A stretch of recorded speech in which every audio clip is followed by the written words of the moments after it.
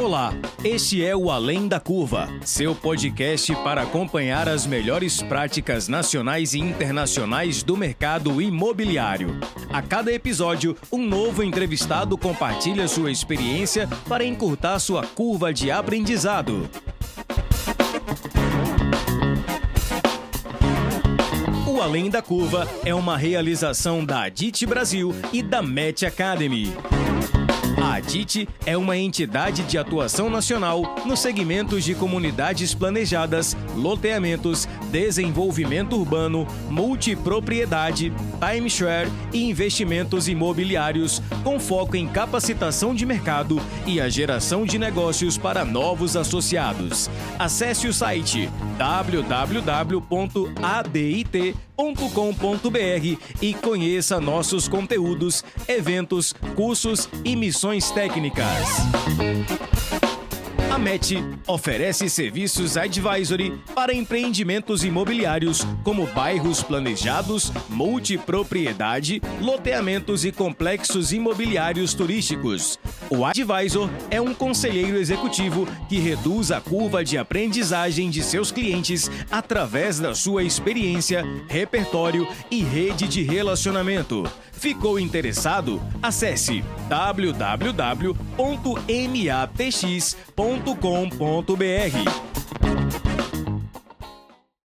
Olá pessoal, tudo bem com vocês? Aqui é Felipe Cavalcante, mais uma vez, fazendo uma entrevista hoje super interessante. Eu sou mais interessado em aprender um pouquinho hoje aí com a Stephanie Domeneghini, da Toll Solutions, a empresa, né, do Grupo FG, lá de Balneário Camboriú, que está chamando muita atenção, né, pelos prédios icônicos aí, super altos que tem feito, e agora coroado com o Sena Tower, né? Então, acho que esse papo vai ser muito enriquecedor aí. Stephanie, muito bem-vinda, obrigado aí, viu?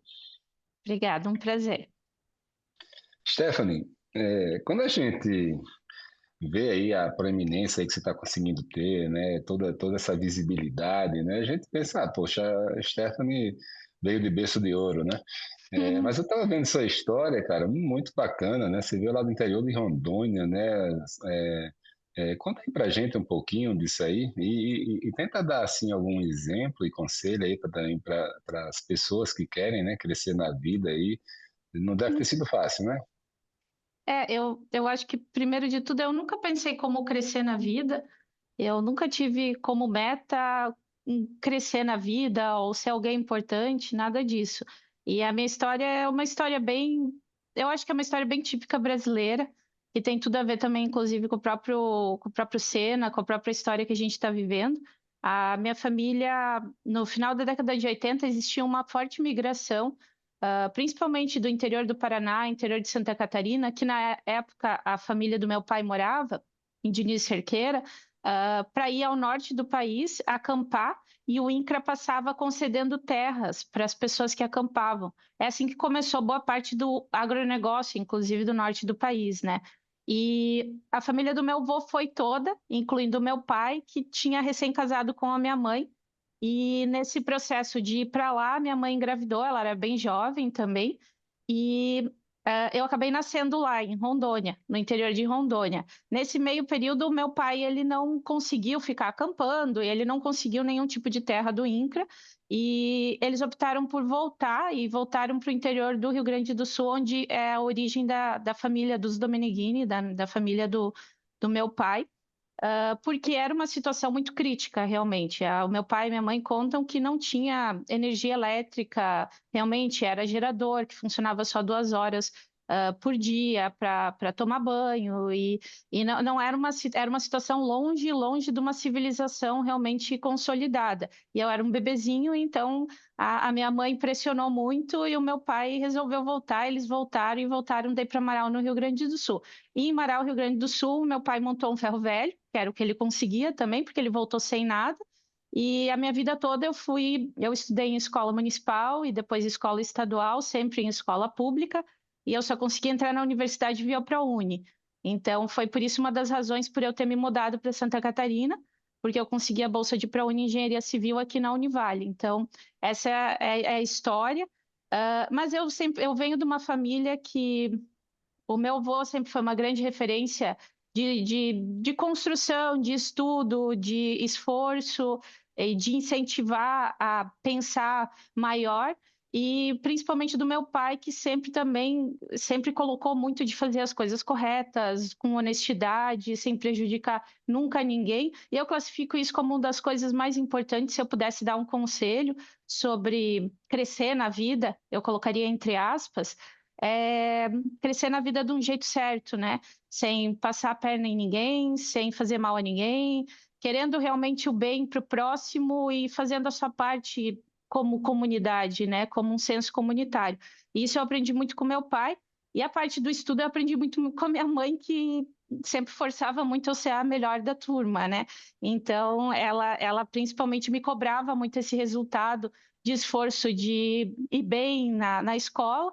Então, foi uma junção de vários fatores que me fez acabar vindo a Itajaí, Balneário Camboriú, Itajaí, e trilhar uma trajetória aqui que eu não sei como exatamente eu parei onde eu parei, porque eu não acreditava, né? Eu passava pelas ruas de Balneário, via os prédios, eu achava que só pessoas indicadas da família ou de algum conhecido ou profissionais de fora do Brasil que trabalhavam nesses prédios enormes, que eram referência no Brasil já há 15 anos atrás, 18 anos atrás, na verdade, quando eu vim para cá.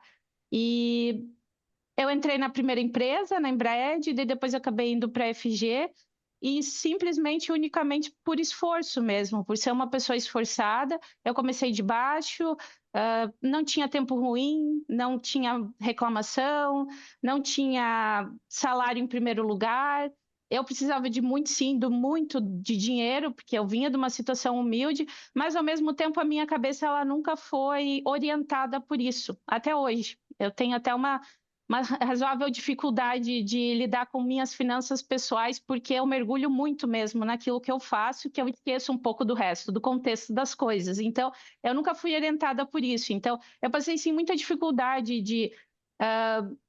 engenheiro que era homem entrou depois que eu, ganhava mais do que eu, fazendo uma função igual ou inferior, e ainda assim isso não me abalou. Então eu fui muito resiliente. Eu também acho que uma grande dica é que a geração de hoje ela tem uma certa dificuldade nesse processo da resiliência, mas a resiliência é uma habilidade importante para se crescer na vida, né? Porque você não constrói algo do dia para a noite, você precisa realmente construir aos poucos. Então, a conquista da confiança, principalmente do Jean e do seu Chico, que são os donos do Grupo FG, se deu muito pelo trabalho, baixar a cabeça, trazer resultado, não ter tempo ruim, não ficar reclamando, e principalmente, eu acredito que pela honestidade. Eu tenho muito orgulho da minha trajetória honesta, e isso é uma das coisas que mais pesaram para eles, para me concederem uma função de tanta confiança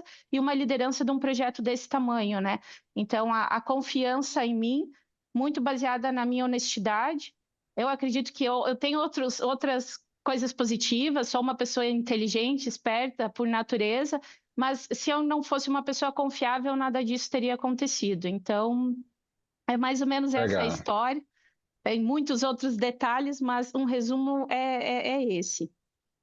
Linda história, Stephanie. E aí eu queria pegar, eu tinha essa mesma impressão sua, que eram super-homens que faziam esses prédios gigantes. Aí eu fico vendo você falando aí, as suas fotos, né, em Nova York, em outros lugares, né, com os grandes engenheiros do mundo. Como é então essa turma que faz esses prédios grandes aí de Balneário? Quem são os seus colegas? É, como é o perfil dessa turma que está aí? Majoritariamente masculino, sim. Majoritariamente masculino. Como consultores, projetistas, executores, de fato, majoritariamente masculino. Eu sou das poucas figuras femininas que permeiam esse universo aqui. Eu diria que eu adquiri uma força muito grande, uma proeminência de destaque muito grande, justamente por passar por esse ambiente masculino tão complexo, difícil para uma mulher. Isso me tornou muito forte, muito resiliente, muito dona de mim, dona do que eu penso, do que eu discuto, do que eu acredito. Eu acho que isso me fortaleceu muito, porque de fato é muito masculino, é muito rigoroso. Projetistas, consultores, eles discutem tecnicamente em alto nível.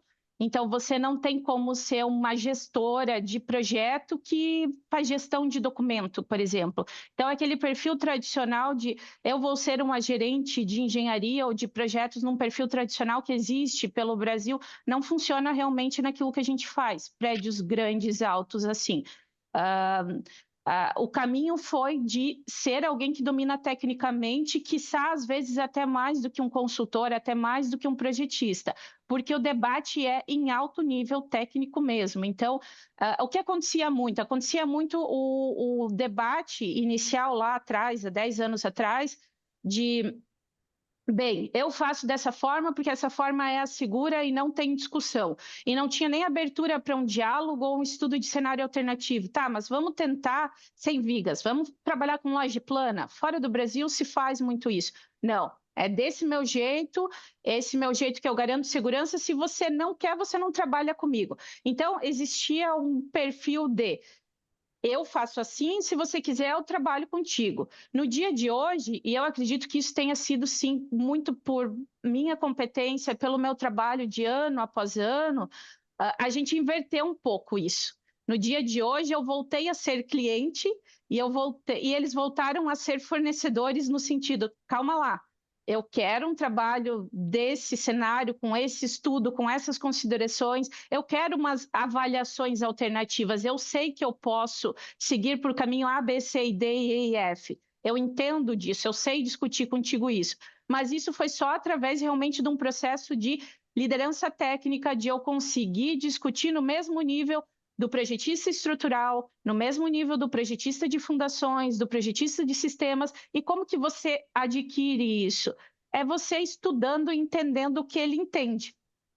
Eu não faço o projeto, mas eu entendo como ele faz o projeto. Eu entendo como ele chega nas conclusões para ele me apresentar o projeto. Então, eu entendo quase praticamente o nível dele, ou em algumas coisas mais, para eu adquirir a capacidade de discutir e ele sim me retornar do modo que ele sempre deveria me retornar. Mas por ser um universo tão truncado, tão complexo, tão difícil, a gente vivia 10 anos atrás dessa maneira, no dia de hoje está revertendo um pouco, e é principalmente essa a ideia da TOLS, é da gente levar esse perfil de liderança técnica para dentro das empresas de uma maneira generalizada no Brasil, porque os benefícios são muito grandes, né?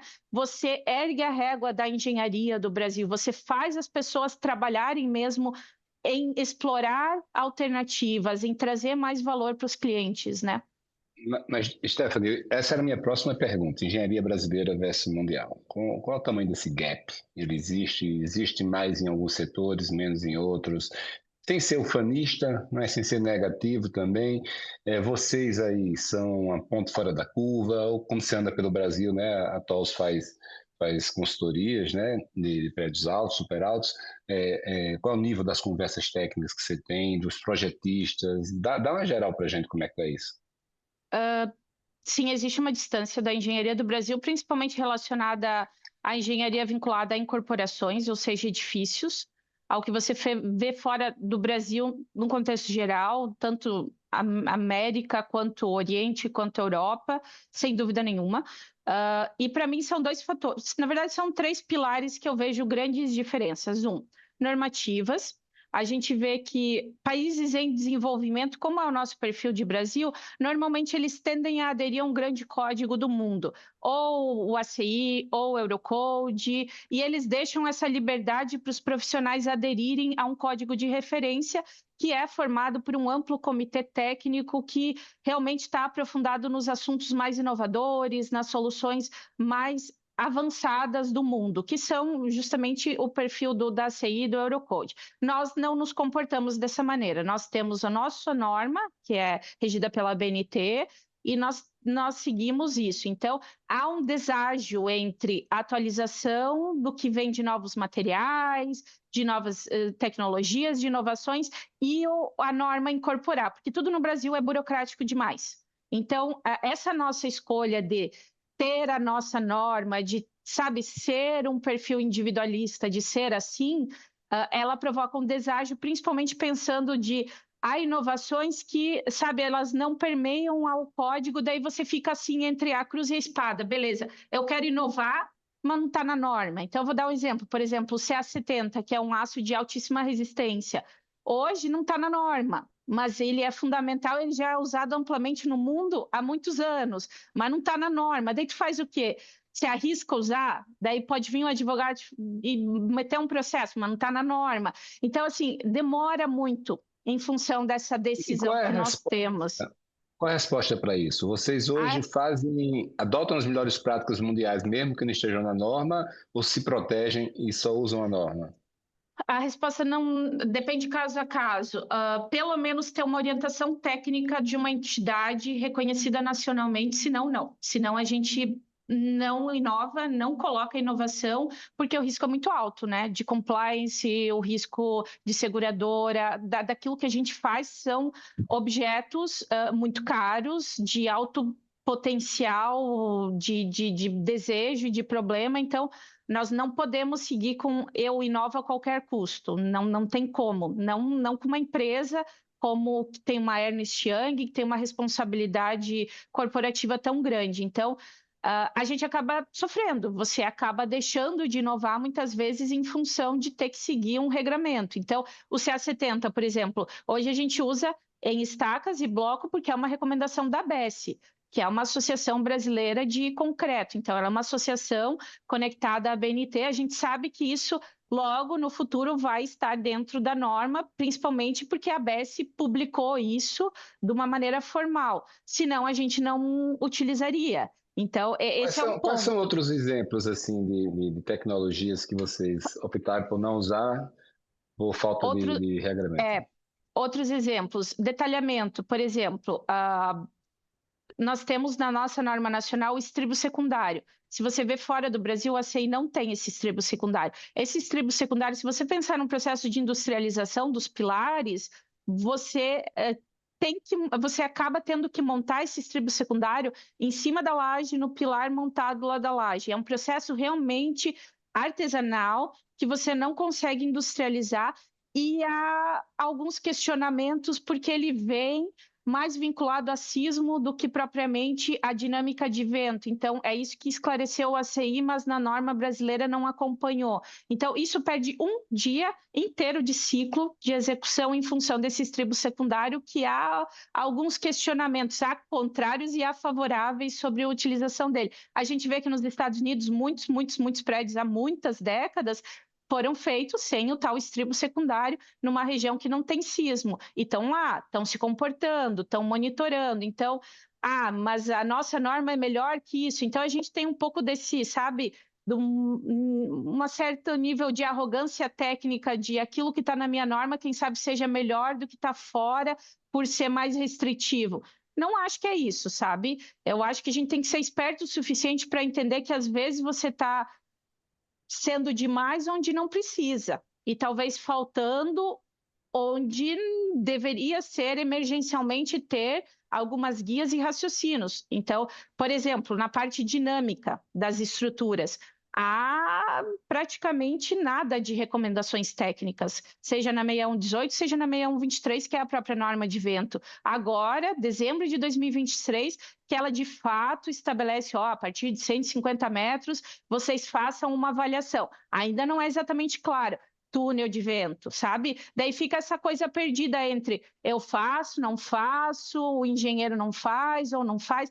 E assim, unanimamente, mundialmente, um prédio esbelto, e não precisa ter 150 metros, mas um prédio esbelto precisa de uma avaliação técnica dessa. Você precisa entender os efeitos dinâmicos de vento. Ele vai existir, o vento está lá, não adianta você querer negar.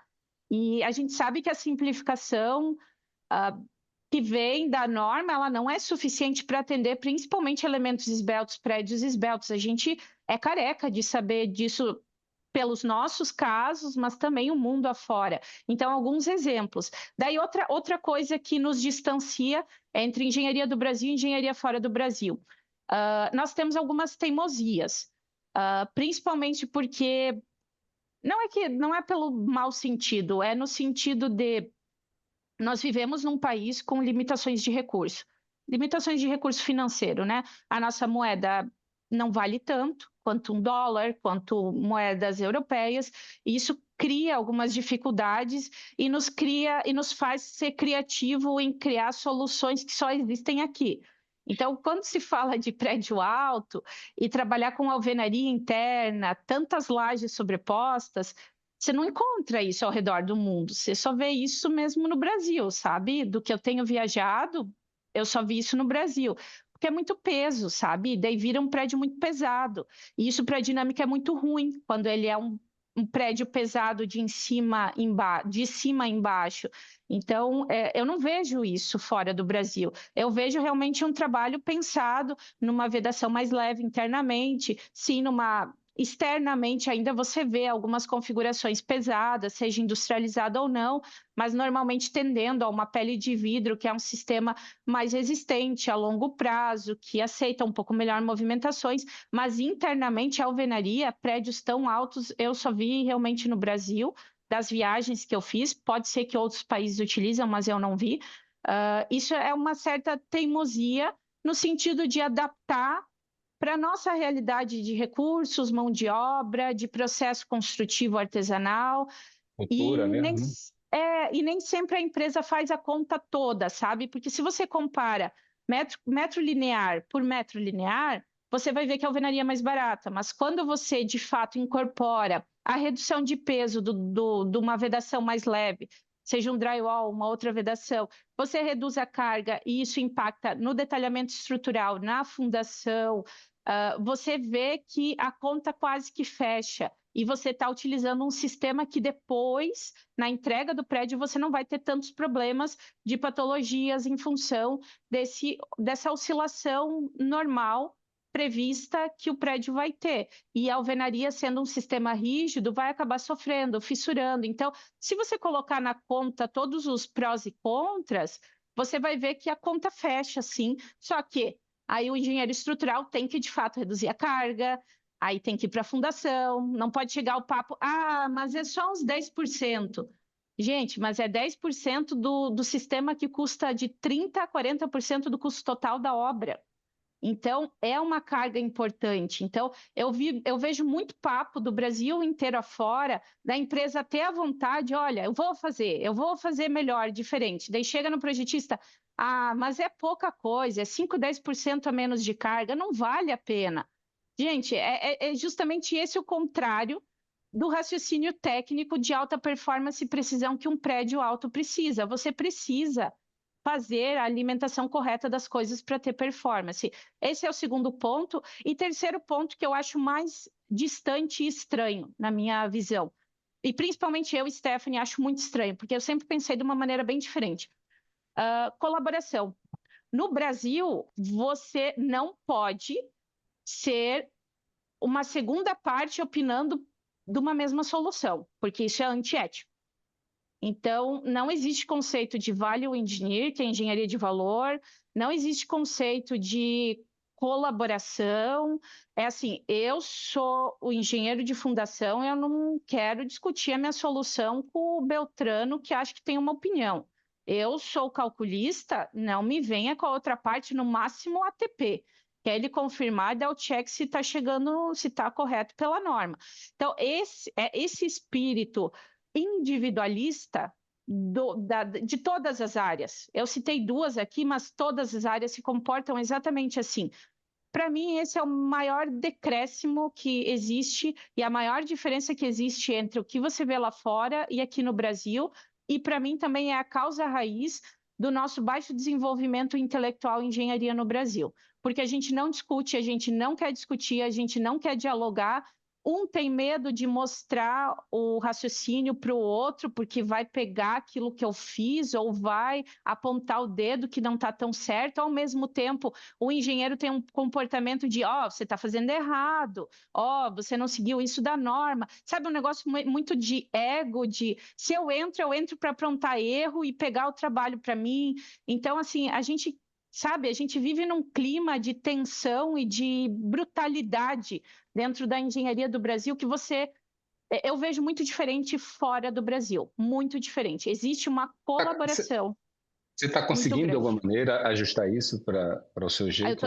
Né? eu tô tentando, é o meu maior esforço. Aquilo que eu faço pela TOLS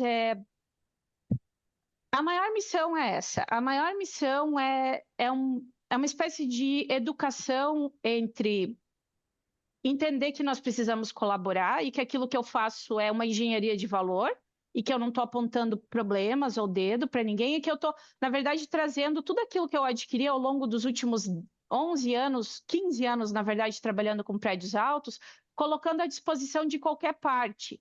E eu estava dentro de uma empresa que não podia fazer isso, como a FG, no sentido de que é uma empresa fazendo os projetos dela. Então, eu abri para um canal que seja aberto a qualquer parte, a qualquer outra empresa, concorrente ou não da FG. Então, a lógica foi essa. Então, está aqui o conhecimento, qualquer um pode acessar o conhecimento que a gente desenvolveu lá dentro.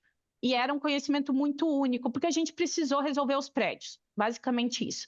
Por que é um conhecimento único? Porque a gente precisou resolver os prédios. Por que eu adquiri a habilidade que nenhum projetista tem? Porque eu tinha que resolver os prédios. Porque no final das contas, eu tinha que executar, e eu tinha que pagar a conta. Então, para mim, que interessava, sim, se a solução tinha performance técnica e tinha performance financeira, porque eu que pagava a conta. A gente que paga a conta. No final, é a gente que paga a conta. Então, eu tenho essa mentalidade muito clara de dono.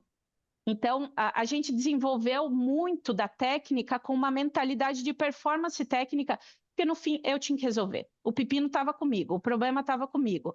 Então, eu saí educando, no sentido, os meus parceiros, educando do que eu precisava, dos cenários que eu precisava explorar, da onde eu tinha que chegar, o que dava certo, o que não dava, com a experiência real de fazer, às vezes não dá certo e ter que refazer, ou fazer melhor Aí no próximo é muito projeto. único isso no Brasil, né? Essa experiência.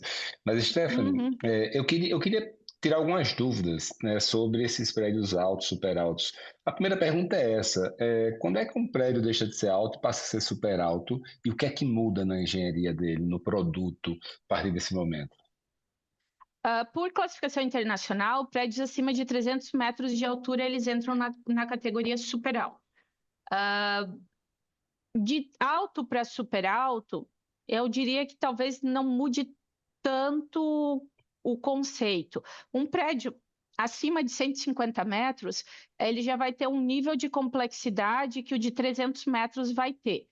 Aí você vai para uma categoria realmente na verdade, super altos, que são os 600 metros, né? Que são os mega altos hoje, que só tem o Shanghai Tower e o Burj Khalifa. O Sena Tower está quase ali, né? Então, o Sena Tower está mais do que o super alto. Ele está realmente numa classificação de poucos 10 prédios no mundo tão complexos. Por isso que ele é tão especial, ele é tão único. Entre alto e super alto, de 300 metros de altura para 150 metros de altura, você vai ter os mesmos problemas, porque 150 metros para cima, você vai ter que parar, analisar elevadores, estrutura, fundação, abastecimento, principalmente sistema de abastecimento. Esses 4 grandes grupos, você vai ter que ter uma atenção extremamente especial. Eles garantem segurança, funcionamento e conforto do teu prédio. Então, a fundação e a estrutura garantem a segurança do teu prédio.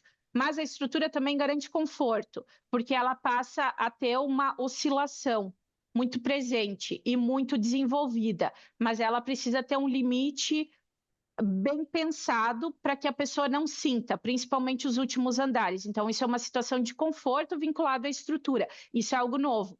Prédios até uns 100 metros de altura, você nem olha isso, você não se preocupa, porque eles não vão se mexer.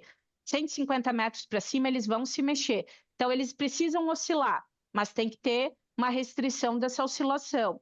Aí, os sistemas de abastecimento são complexos demais e elevadores também. Eles garantem o conforto diário. A pessoa ela entra e sai do seu apartamento pelo elevador. Se, numa situação de um vento mais forte, que o prédio se mexer um pouco mais, o elevador para e não volta a funcionar, ou vem uma pressão tão grande que é difícil abrir a porta do teu apartamento pela pressão que sai do poço de elevador. São todos problemas secundários que ocorrem só em prédios altos, com os sistemas de elevadores. De abastecimento, bem, esse é um capítulo à parte que eu te diria que eu não tenho uma solução final. A gente já testou tantos tipos de válvulas redutoras de pressão, de uma por andar, a cada 5 andares, a cada 3 andares, sabe, parece que são tantos pontos de consumo funcionando estatisticamente diferente, cada prédio deu uma situação diferente, a gente teve que ir lá arrumar, que a gente não sabe exatamente qual é o jeito correto, certo, teórico, prático para fazer um cálculo Não existe referência preciso. lá fora? Não existe, não existe. Lá fora eles têm os mesmos problemas que nós tivemos. No Boreal nós fizemos daí, só que daí é um sistema muito caro. A gente pegou e colocou todas as válvulas a nível da última garagem. Então, elas trabalham de baixo para cima. É caro, é bem caro. Então, assim, é uma aposta que tecnicamente funciona, mas encarece bastante. Então, eu vou citar o prédio que está na mídia toda aí, principalmente problemas com conforto, elevadores e sistemas de abastecimento. Foram os principais problemas que eles tiveram e que incomodaram muito as pessoas de começar a falar: o prédio está com problema, o prédio está com defeito, isso e aquilo. Não era tanto a questão estrutural, mas daí no final agora o prédio passou anos, começou a ter as fissurações que são esperadas por um concreto aparente como tem lá, e daí as pessoas agora começam a desenvolver ainda mais o raciocínio, mas inicialmente foi muito pela situação de conforto e o próprio sistema preventivo. Não tem muitos prédios que tiveram desastre, incêndio e tudo mais, mas se tiver, como é que você garante que essas pessoas se salvam sem esperar o bombeiro chegar no prédio e resgatar? É um prédio alto, então como é que vai funcionar esse abastecimento? Vai ter sprinkler, não vai ter sprinkler? Aqui em Santa Catarina, os prédios já têm todos sprinkler, justamente não esperando que o bombeiro chegue a tempo, que ele vai ter um acionamento. O próprio prédio é inteligente de se salvar no sentido de aguentar para as pessoas fugirem e se salvarem. Mas no Brasil, cada estado tem uma normativa, cada estado tem um comportamento diferente. Tem estado que diz assim: eu não sei o que eu vou fazer, entra com o projeto, a gente vai deliberar.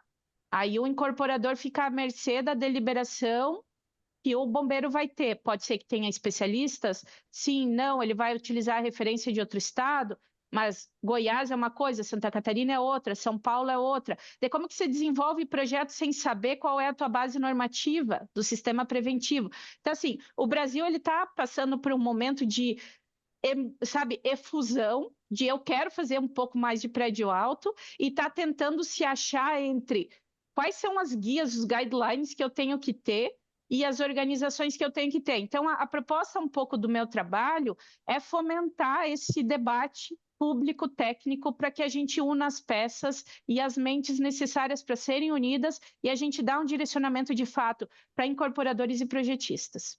Legal. E você falou aí né, teve um prédio em Nova York que teve esses problemas aí de conforto, de uso. Como é que é a percepção do cliente? Vamos sair um pouco da engenharia aqui, né? Esse é Natal, é todos esses prédios altos de Balneário Camboriú.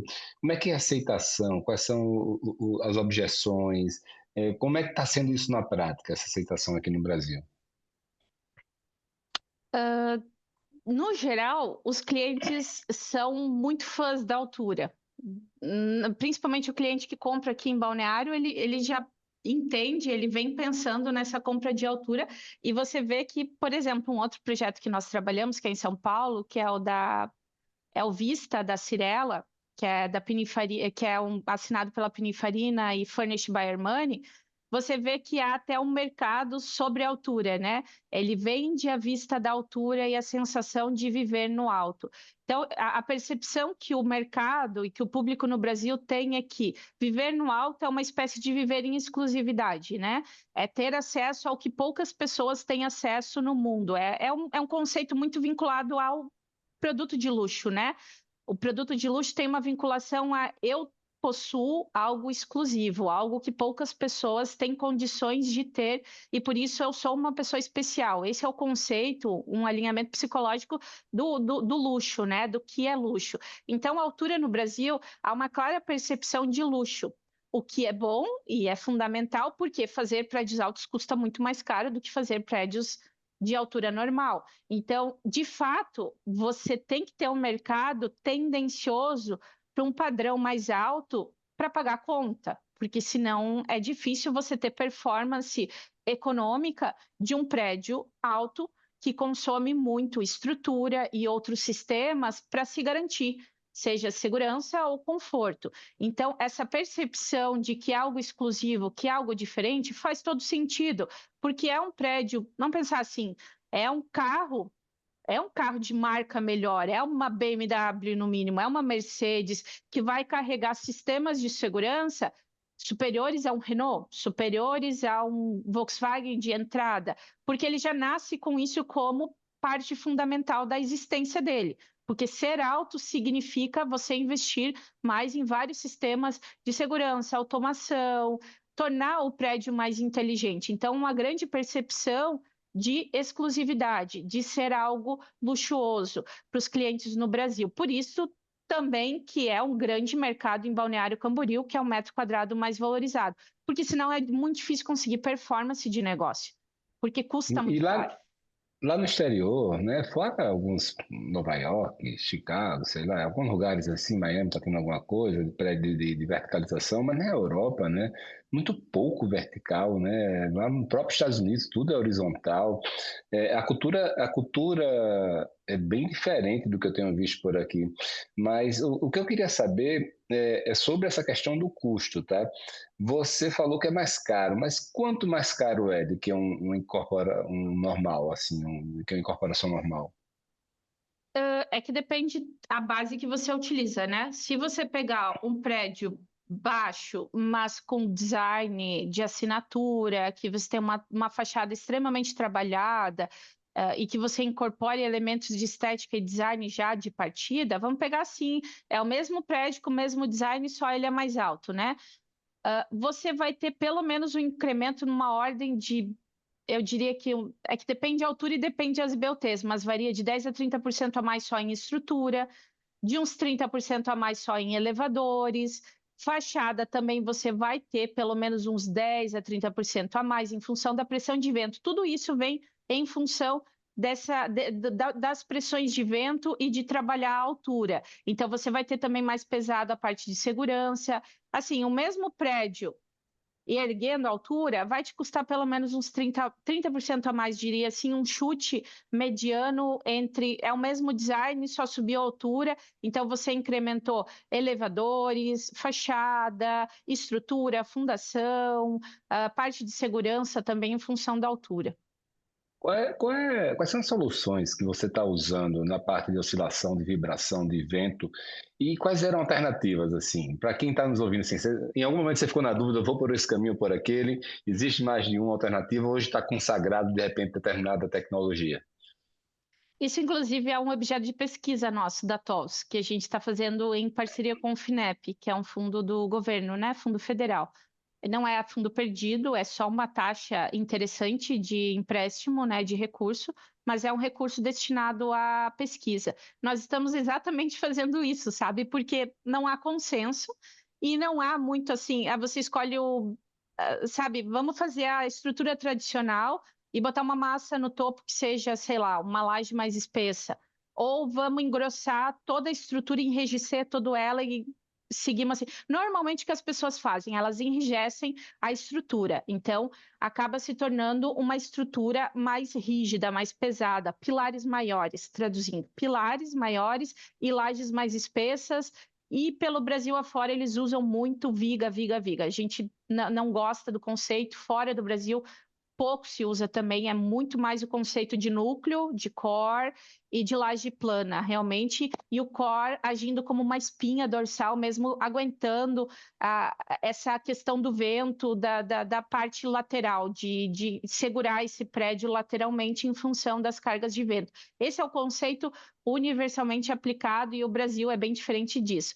Então, assim, normalmente essa é a solução standard. Se você não precisa colocar recursos adicionais como o mass dumper, que é o tunnel mass dumper, que são aqueles grandes elementos de topo, como a gente tem no Sena, fuja daquilo porque é muito caro, realmente.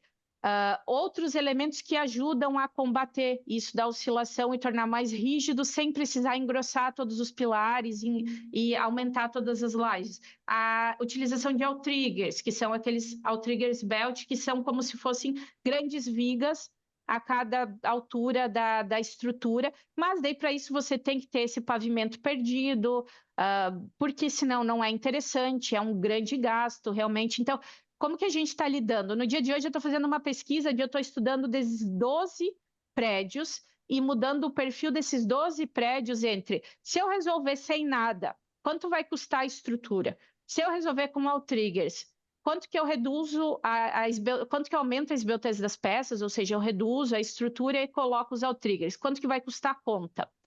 Quanto que vai custar a conta se eu colocar o TMD lá no topo? Quanto que vai custar a conta se eu botar sloshing dumper, que é outro tipo de amortecedor, que é um grande tanque de água que também ele reduz a vibração com a dispersão da energia em função da oscilação da água do tanque.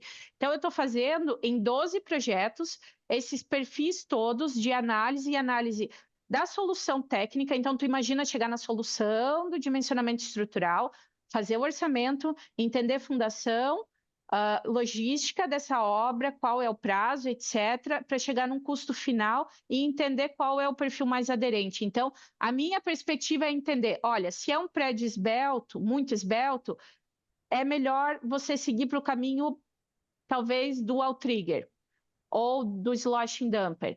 Se não for esbelto, é melhor seguir para o caminho tradicional que vai custar mais barato. Então, a minha ideia é juntar todos esses dados, vai ser uma pesquisa inédita no mundo, inclusive. Ninguém fez isso. No Isso eu mundo, queria lhe perguntar, assim, na minha cabeça não. de leigo, eu entendia que esse tipo de literatura e de pesquisa tinha sido feita no mundo já, não Não, existe? Que não. legal. Existe sempre uma avaliação para cada projeto e uma avaliação holística para aquele projeto naquela circunstância. Então, é um momento de que você pensa naquele projeto e você faz uma avaliação daquele projeto. Não, assim, uma recomendação, olha, se for esbelto, a tendência da solução mais aderente de performance técnica e econômica é essa. É uma pesquisa inédita no mundo que a gente está fazendo. Legal. E quais são os que você gosta mais? As tecnologias que você gosta mais? Tecnologia que eu gosto mais, a que custa mais barato, que dá maior De performance que para a funcione? empresa. Exatamente, é a que eu gosto mais. Eu gosto de trazer o melhor resultado para a empresa, porque na minha cabeça isso é o mais sustentável. É quando você gasta o mínimo possível de recurso para uma solução ótima. Não é aquela que é um tiro de canhão e nem aquela que falta, entende? O calculista chega e diz assim, tu pergunta, o projeto está passando na dinâmica? Como que está o laudo do túnel de vento? Aí ele me diz assim, nossa, está passando e está sobrando. Na minha cabeça, na hora eu penso, mas então está exagerado. Então dá para reduzir um pouco, porque você não precisa disso. Isso é muito do ego do engenheiro de eu estou fazendo uma solução melhor, eu fiz E também algo tem melhor. muito né, muito calculista que tem receio, sempre bota uma gordura ali Mas a no gente não cálculo, né? pode viver nisso, né? Porque daí tem a gordura do fator da norma, daí tem a gordura dele, depois tem a gordura do campo, daí tem a gordura do orçamento. No final das contas, quem se ferra sempre é o empresário, né? E daí paga a conta por uma performance mediana. E na vida do empresário, não tem discutir imposto, pagar menos imposto ou negociar imposto. Não tem discutir pago o salário, não pago o salário. Não tem discutir faço para o cliente, entrego aquilo que eu prometi para o cliente ou não, né? Tudo é muito sério. Então, essa mesma seriedade tem que ser exigida da parte técnica. A performance, ela não pode ser só a performance financeira da empresa. Ela tem que acompanhar, a técnica tem que acompanhar a performance financeira. Então, a melhor solução, na minha opinião, é aquela que entrega o valor que o cliente está esperando. Então, ele não espera um pilar de 2 metros de diâmetro. Ele espera o menor pilar possível. Ele não espera a fundação que vai 5.000 cúbicos de concreto e você faz o marketing disso. Ele não espera o sistema da NASA de válvula redutora. Ele espera que a água chegue na pressão certa no seu chuveiro e na sua pia. Ele espera que o elevador funcione, que ele não fique 5 minutos no deslocamento do elevador. Ele espera receber uma área de lazer maravilhosa. Ele espera receber quando tem acabamento, um acabamento à perfeição. É isso que ele vê valor. Então, nem sempre aquilo que a engenharia vê valor tem valor para o cliente. Então, não adianta a gente querer. Eu quero um quadro de automação de 2 metros de altura e pontos de automação em todo apartamento, se o perfil do teu cliente são pessoas mais velhas que nem utilizam isso ou podem personalizar. Então, assim, a gente tem que se alinhar mais o que é a expectativa do cliente realmente e performar naquilo que deve ser performado. Para atingir a segurança, é isso que tem que chegar? É isso que a gente chega, não precisa ir ao dobro disso porque eu tenho medo. Então, se você tem medo, você não tem que ser pago para fazer o que você faz. Porque a gente paga as pessoas para performar, ué, não para elas terem medo, não é?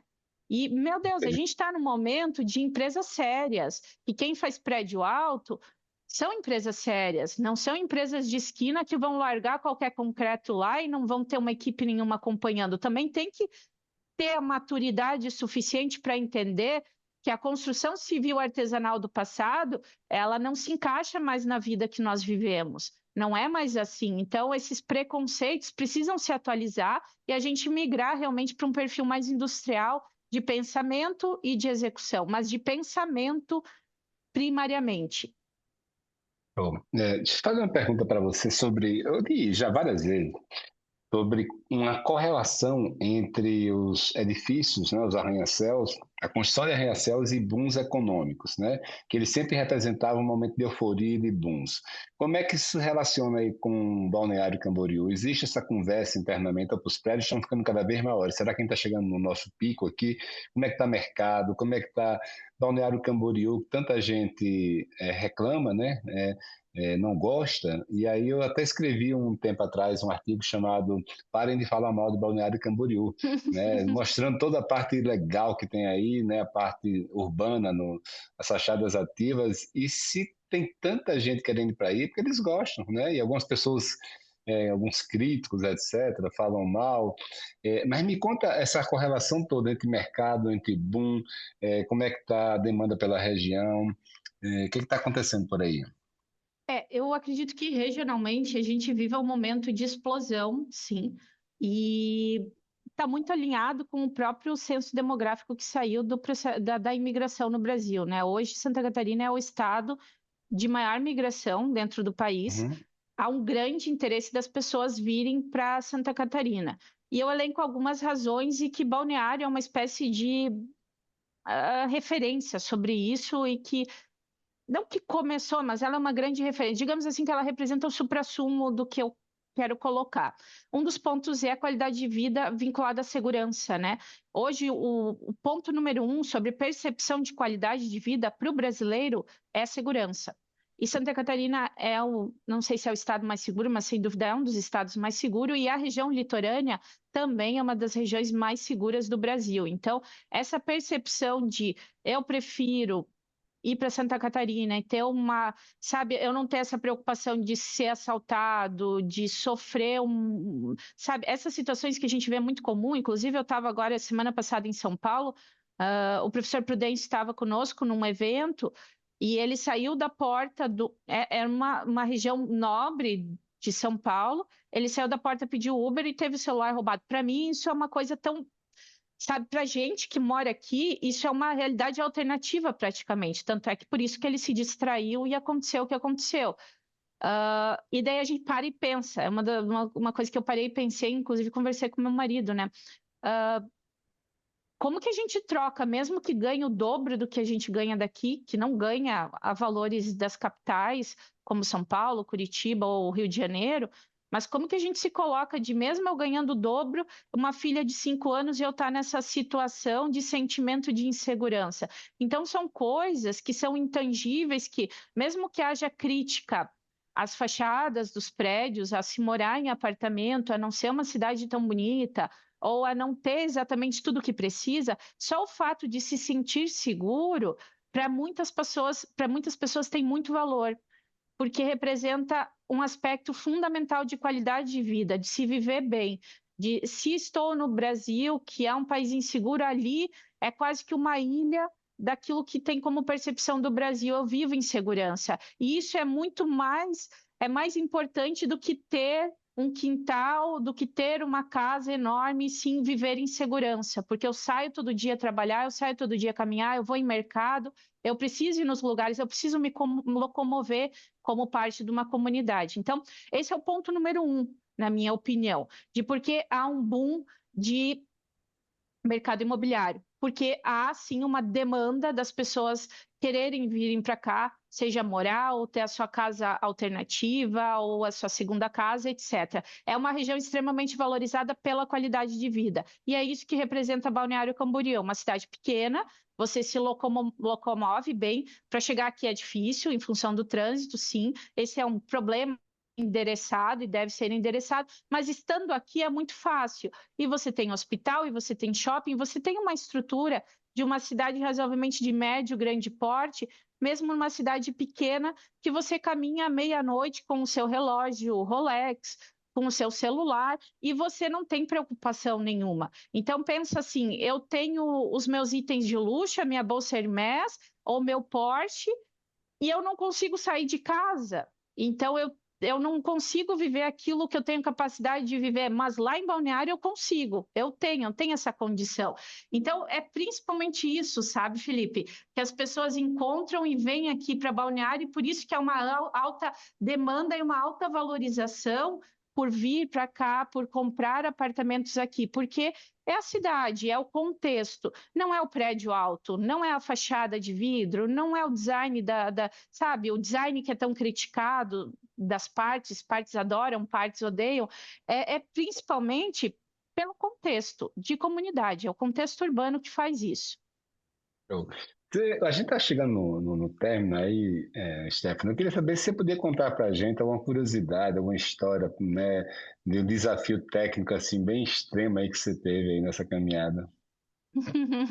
Um só. Eu vou contar um bem legal. Eu conto hoje porque eu me sinto tranquila. O One Tower, ele é um prédio já pronto, né, de 290 metros de altura, é o residencial hoje mais alto da América Latina, certificado pelo CTBOH, então são 290 metros de altura. Há 8 anos atrás, quando nós estávamos estudando o prédio, nós chegamos à conclusão de fazer a fundação dele em hélice contínua. E isso é um dos pontos que nós mais éramos criticados no Brasil, né? Como Balneário Camboriú fazendo arranha-céus, fazendo com hélice contínua. A gente vê que, por exemplo, Miami é um outro mercado que utiliza muito a hélice para também arranha-céus. Talvez não seja uma boa referência hoje, que há uma dúvida sobre recalque ou não. Eu acredito que é mais uma especulação do que realidade. O fato é que nós fizemos esse grande prédio com hélice contínuas de 34 metros de profundidade e que paravam numa camada de areia, então elas não chegam na rocha. Até esse prédio ficar pronto, então foram 5 anos que eu me revirava dormindo, porque a gente foi muito criticado, era muita acusação de que esse prédio não vai ficar desse jeito, vai ter recalque diferencial, onde já se viu fazer uma fundação flutuante num prédio desse tamanho, sabe? Então, assim, foi um período de uns 5 anos de extrema tensão de será que o que a gente está fazendo de fato representa soluções à altura dos prédios que a gente promete para os clientes e que o Brasil inteiro está enxergando? São prédios fenomenais, icônicos. A gente sempre envolveu muitos consultores, eu sempre envolvi muitas alçadas de discussão. Mas até que o negócio fique pronto, você meça e ele tenha um tempo de operação, você fica nesse contexto de será que quem está criticando tem razão ou não tem razão? Então, o One Tower ele foi o maior desafio que a gente já passou, quase 300 metros de altura, e essa fundação foi também sabe, a gente teve que pensar assim, eu vou ser inovativa, eu vou fazer isso, e eu acredito nos meus consultores, eu acredito que é uma solução técnica adequada. Mas você só sabe de fato se a tua decisão foi adequada, na verdade, no depois, né? Isso foi 5 anos, mais 2 anos depois em que o prédio, de fato, está lá operando com a carga plena e até hoje a gente tem medido o prédio, seja recalque, verticalidade, aceleração, acompanhando ele está tudo dentro do esperado, até se comporta melhor do que o previsto na teoria, né? Então, mas você para e pensa assim, nossa, é um grande prédio com hélice contínua, então, mas está lá, o prédio está aqui, nós estamos medindo e por isso mesmo nós temos hoje essa confiança daquilo que nós fazemos compartilhar pelo Brasil afora, porque não projetamos somente, né? A gente executou. Stephanie, alguém que queira contratar vocês, ou alguém que queira, independentemente, começar um prédio alto, super alto, o que é que você já aprendeu? É que o mundo já aprendeu que ele não precisa errar. Quais são os conselhos? Cara, não vai por aí, não perde tempo com isso, ou então vá por aqui. E assim, junto com isso, o que é que as pessoas não sabem sobre construir prédios super altos? É um conceito muito simples. Envolve o time de arquitetura com a parte de estrutura, conosco, pessoas que já vivenciaram. Vai facilitar muito. Não adianta teimar em fazer primeiro design, volumetria, aprovar com as partes, para depois ir para a parte técnica. A técnica nasce junto com o design arquitetônico desses grandes prédios para ter performance. Essa é a lição indiscutível, inabalável. Isso a FG faz muito bem, sempre fez muito bem, orientada pelo Jean e pelo seu Francisco, de a arquitetura nasce junto com a solução técnica, com a solução estrutural. Não tem um antes ou depois. Os dois nascem juntos. Então, essa, sem dúvida nenhuma, assim, ó, sabe, para disso. Eu primeiro tenho que mostrar o produto para o dono. Cara, não adianta, você está fazendo errado, entende? Não adianta. Não, assim, vai resolver, talvez, vai resolver, mas vai ter baixa performance, média para baixa performance. Se quer alta performance, faz isso. E o que eu vejo que não aprende, ou que eles que não sabe, há muito esse achismo de nunca aconteceu no prédio de 120 metros, não vai acontecer no de 150. Então, essa extrapolação de limite de a fachada eu sempre fiz assim. Não preciso me preocupar com isso. Então, eu não preciso contratar um consultor. Eu fiz 120, 150 é só 30 a mais. Vão adicionando esses 20, 30 a mais até se enroscar e não entender o que aconteceu, sabe? E daí, assim, se ir para um caminho desse, quando se trata de fundação, olha o que aconteceu no Millennium Tower em São Francisco, né? Que eles não conseguem resolver a fundação desse prédio até hoje, em função de problemas que eles tiveram. Prédios assim não tem espaço para esse achismo de esse encaixe brasileirinho das coisas, sabe? O efeito chaminé dos elevadores. Não, mas o meu prédio de 100 metros, 120 metros, nunca deu nada disso, nenhum cliente reclamou. Não quer dizer que de 150 metros não vai ter e não vai existir. Então, isso tem de tudo, tem de fachada, tem de elevador, tem de estrutura. Não posso te classificar um único ponto. As pessoas acham que entendem tudo e, assim, engenheiro estrutural que acha que entende de elevador, engenheiro de fachada que acha que entende de estrutura, engenheiro de sistema que acha que entende de fundação. Todo mundo acha que entende um pouco do tudo e aconselha o cliente quando não domina o assunto, né? Então, eu vejo muito isso pelo Brasil, muito, muito disso. Então, tem que ter uma percepção de que você adicionou 20, 30 metros. Pode ser que o comportamento mude bastante, ou pode ser que o teu de 120 não estava se comportando bem e você só tem uma percepção de que estava, né?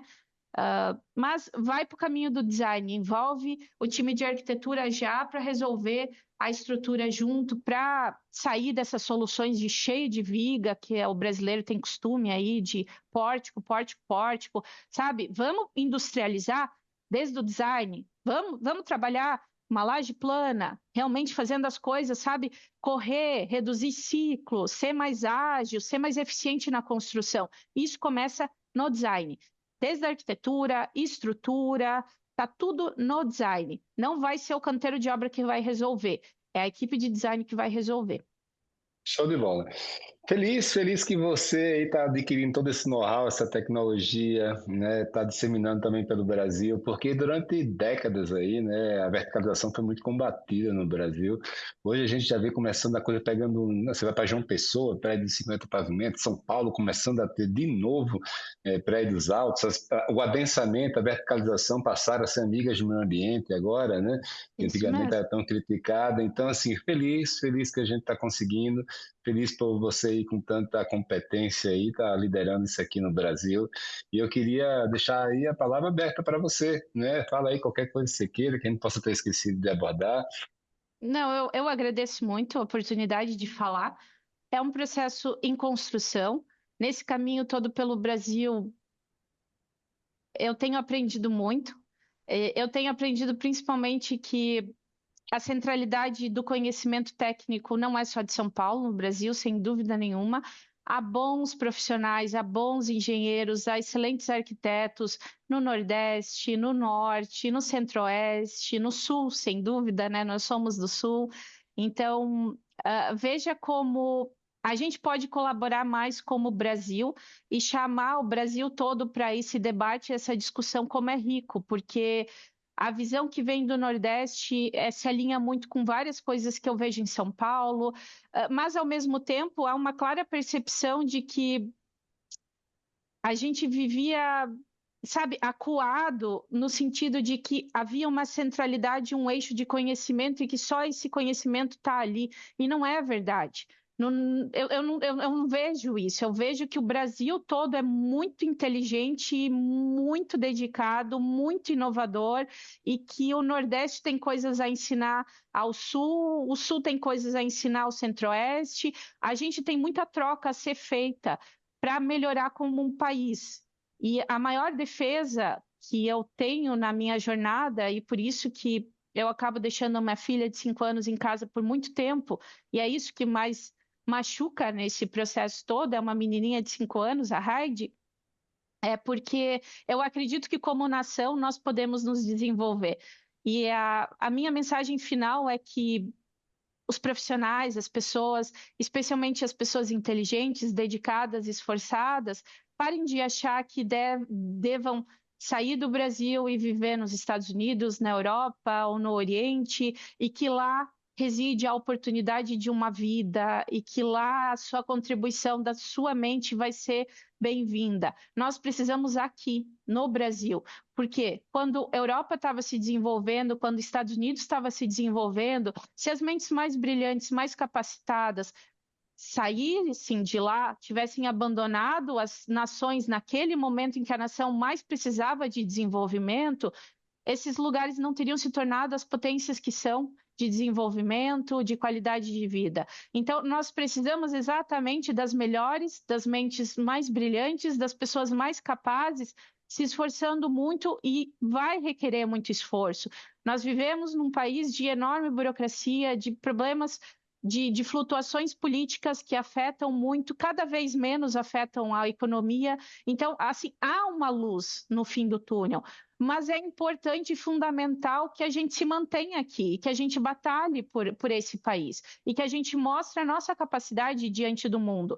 Então, o Sena Tower é um exemplo de que a gente pode fazer um projeto que vai ser uma das referências de engenharia mundial aqui no Brasil.